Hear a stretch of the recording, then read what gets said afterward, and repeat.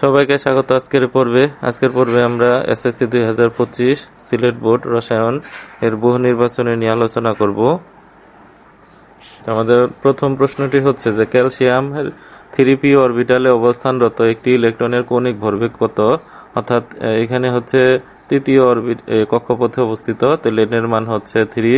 তো আমরা জানি কৌণিক ভরবেগের সূত্র হচ্ছে এম ভি আর সমান হচ্ছে NH/2π, যেখানে এম ভি আর হচ্ছে কৌণিক ভরবেগ, কৌণিক বোঝানোর জন্য আর, ভর বোঝানোর জন্য এম, আর বেগ বোঝানো হয় ভি দ্বারা। তাহলে এম ভি হচ্ছে ভরবেগ আর আর হচ্ছে আর দ্বারা গুণ করলে সেটা কৌণিক বোঝায়, কৌণিক ভরবেগ NH/2π।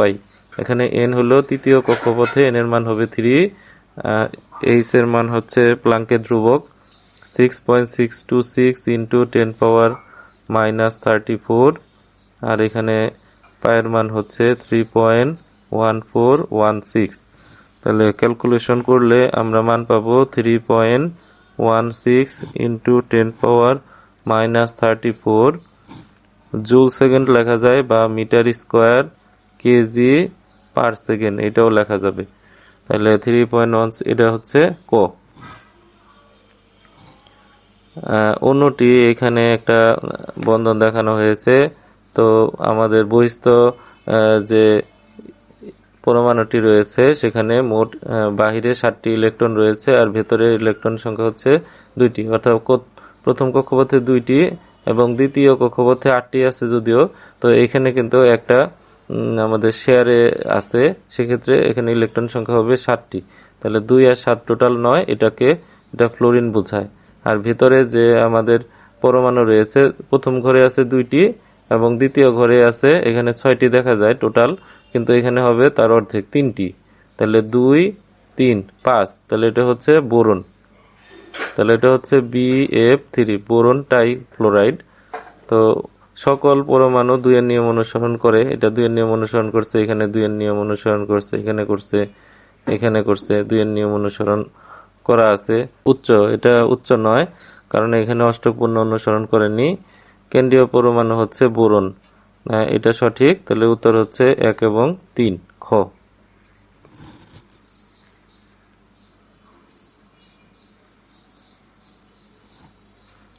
এবং এটা BF3, এটা হলো গ্যাসীয় অবস্থায় থাকে।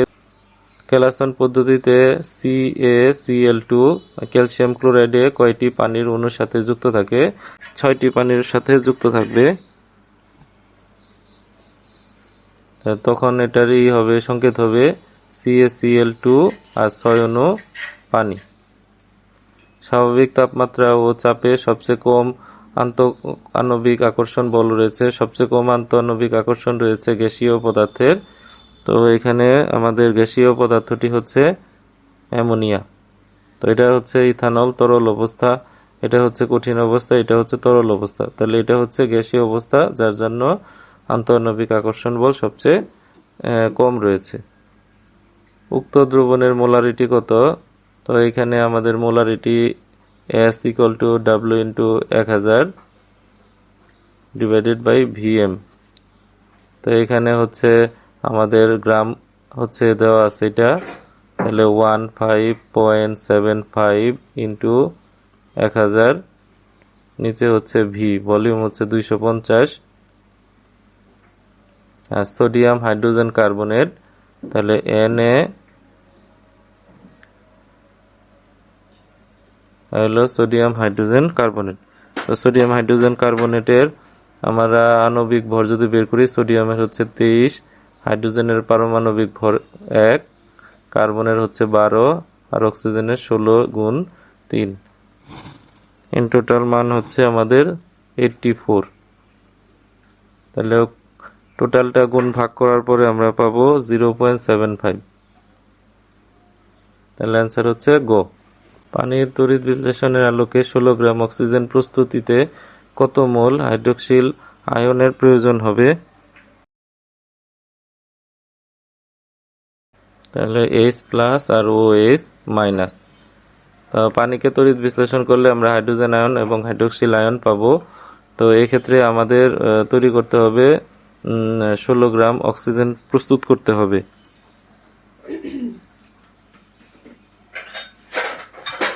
তাহলে এখানে ক্যাথোড বিক্রিয়া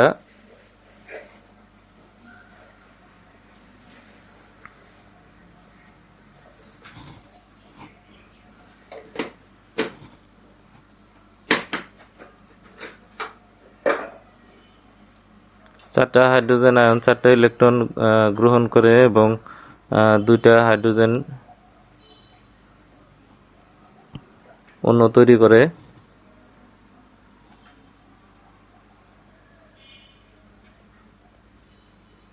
আর অ্যানোড বিক্রিয়া হচ্ছে যে চারটা হাইড্রোক্সিল আয়ন থেকে দুইটা অক্সিজেন পরমাণু বা একটা অক্সিজেনের অণু এবং চারটা ইলেকট্রন ত্যাগ করে। তার মানে এখানে আমাদের এইটা কতটুকু আয়ন প্রয়োজন পড়বে, তাহলে এইখানে এইটা তৈরি করতে হবে 16 গ্রাম। তো এইখানে আমাদের এই 16 ইন্টু 2 গ্রাম অক্সিজেন প্রস্তুত করতে আমাদের OH এর পরিমাণ হচ্ছে 4 মোল, অর্থাৎ 4 মোল হাইড্রোক্সিন থেকে আমরা এখানে 32 গ্রাম পরিমাণ অক্সিজেন পাই। তাহলে এখন যদি বলে 16 গ্রাম, তার মানে 32-এর অর্ধেক হচ্ছে 16, তাহলে সেক্ষেত্রে আমাদের হাইড্রোক্সিলের মোল লাগবে হচ্ছে এটার অর্ধেক, তার মানে হচ্ছে 2 মোল পরিমাণ লাগবে। এখানে বলছে যে কত মোল, তাহলে লাগবে হচ্ছে 2 মোল। নিচের কোন মৌলের আয়নীকরণ শক্তি সবচেয়ে বেশি? আমরা জানি যে যার আকার যত বড় হবে তার আয়নীকরণ শক্তি তত কম, আর যার আয়নীকরণ শক্তি বেশি তার আকার হবে কম। তাহলে এখানে আকার হবে কম। তাহলে এই চারটার মধ্যে যেটার আকার সবচেয়ে কম হবে তার আয়নীকরণ শক্তি সবচেয়ে বেশি। এখানে বোরনের পারমাণবিক সংখ্যা হচ্ছে 5, তাহলে ইলেকট্রন বিন্যাস হচ্ছে 2 3, অ্যালুমিনিয়ামের 13, তাহলে 2 8 3, অক্সিজেনের হচ্ছে 8, তাহলে 2 6, স্ক্যান্ডিয়ামের হচ্ছে 21, তাহলে 2 8 8 3। তাহলে এখানে এইটা এবং এইটা হচ্ছে দ্বিতীয় কক্ষপথে অবস্থিত এবং বোরন হচ্ছে আমাদের বামে অবস্থিত এবং অক্সিজেন হচ্ছে ডানে অবস্থিত।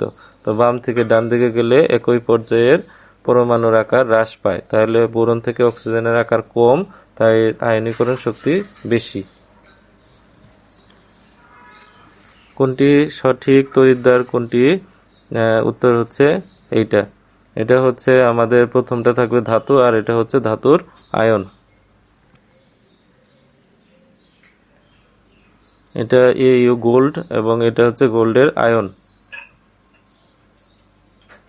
নিচের কোন পদার্থকে তাপ দিলে তরলে পরিণত করা সম্ভব?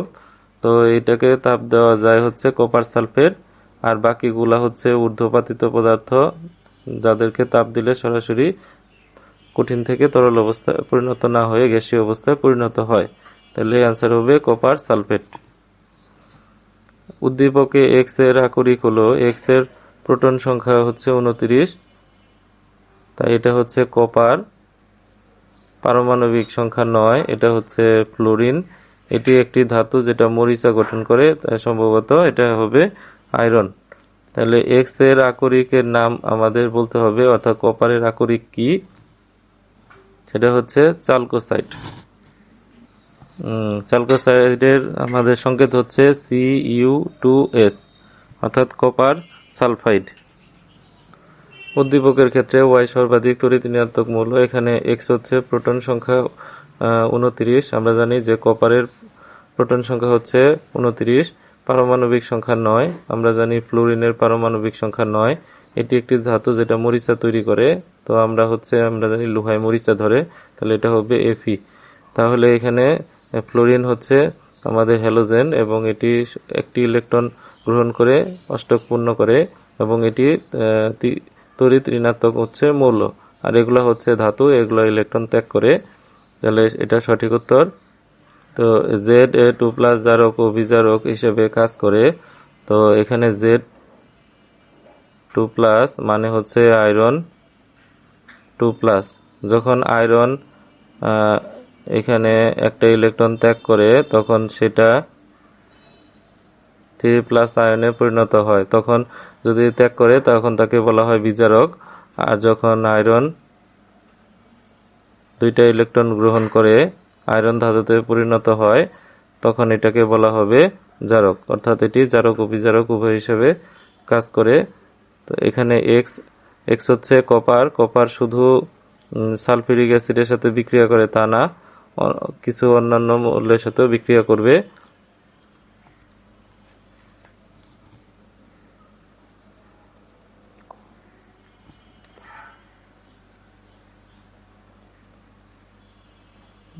এক্স শুধু সালফিউরিক অ্যাসিডের সাথে বিক্রিয়া করে। এটা হাইড্রোজেনের নিচে অবস্থিত হওয়ায় এটি আমরা পাতলা বা লঘু অ্যাসিডের সাথে বিক্রিয়া করে না, কিন্তু গাঢ় অ্যাসিডের সাথে এই কপার বিক্রিয়া করে। তাই এটা শুধু বলার কারণে এটা সঠিক নয়। উত্তর হচ্ছে 1 এবং 2। হাইড্রোজেন ফ্লোরাইডের বন্ধন শক্তি কত? এটা হচ্ছে জ্ঞানমূলক গো। বৃষ্টির পানির পিএইচ এর মান কত? বৃষ্টির পানি নিরপেক্ষ, তাই পিএইচ এর মান 7-এর আশেপাশে হবে। এটা 6 থেকে 8-এর মধ্যে হয়। ডুরালুমিনে কি পরিমাণ কপার থাকে? ডুরালুমিনে কি পরিমাণ কপার থাকে? এটা হচ্ছে 4%। এখানে অ্যালুমিনিয়াম থাকে 95%, কপার থাকবে আমাদের হলো 4%, ম্যাগনেসিয়াম থাকবে 0.5%, আর ম্যাঙ্গানিজ থাকবে 0.5%। তাহলে এটা বেশিরভাগই অ্যালুমিনিয়াম দ্বারা তৈরি করা হয়। তাহলে সঠিক উত্তর হচ্ছে ক। কোনটি অম্লীয় মূলক? সেটা হচ্ছে ফসফেট। এটা হচ্ছে অম্লীয় মূলক। নিচের কোন জোড়ার উভয়ই রঙিন পদার্থকে বর্ণহীন করে, অর্থাৎ বর্ণকে দ্রবীভূত করে, যাদেরকে বলা হয় বিরঞ্জক? এখানে হচ্ছে ব্লিচিং পাউডার রঙিন বস্তুকে বর্ণহীন করে এবং টয়লেট ক্লিনার এটাকেও রঙিন বস্তুকে বর্ণহীন করে। 17 এখানে আয়রন সালফেট এবং সোডিয়াম হাইড্রোক্সাইড থেকে আয়রন হাইড্রোক্সাইড এবং সোডিয়াম সালফেট তৈরি হয়। এটি হচ্ছে অধঃক্ষেপণ বিক্রিয়া।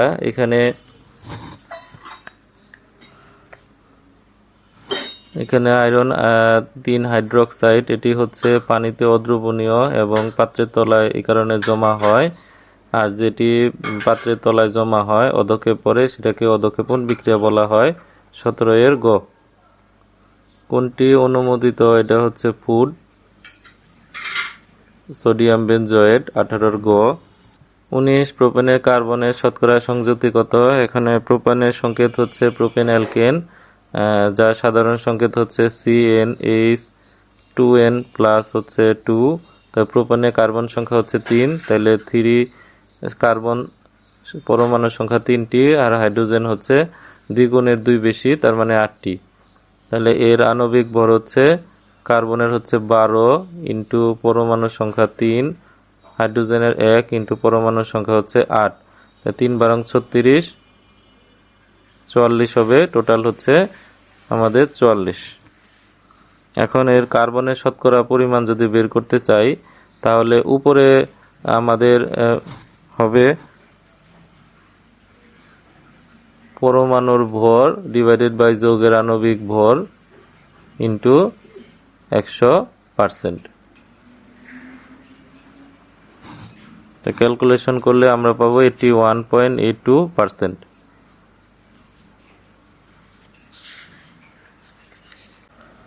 তো এই বিক্রিয়াটি হলো ডিকার্বক্সিলেশন বিক্রিয়া। ডিকার্বক্সিলেশন বিক্রিয়াতে আমাদের এইখান থেকে যতগুলো কার্বন আছে তার থেকে 1 কম কার্বন বিশিষ্ট অ্যালকেন উৎপন্ন হয়। এখানে n এর মান হচ্ছে আমাদের 2, তাহলে এটার নাম হবে C2H5COONA, অর্থাৎ সোডিয়াম প্রোপানয়েট। এখানে কার্বন সংখ্যা 3, তাই এটা উচ্চারণ হবে প্রোপ। তাহলে সোডিয়াম প্রোপানয়েট, এখান থেকে 1 কম কার্বন বিশিষ্ট অ্যালকেন তৈরি হবে। তাই এখানে 2 কার্বন বিশিষ্ট অ্যালকেন তৈরি হবে, যার নাম হবে C2H6, অর্থাৎ ইথেন। C2H6 ইথেন, অর্থাৎ 3 কার্বন থেকে এখন হয়ে যাবে 2 কার্বনের। 2 কার্বনের অপশন হচ্ছে খতে। কোনটি বিস্ফোরক পদার্থ? এটা হচ্ছে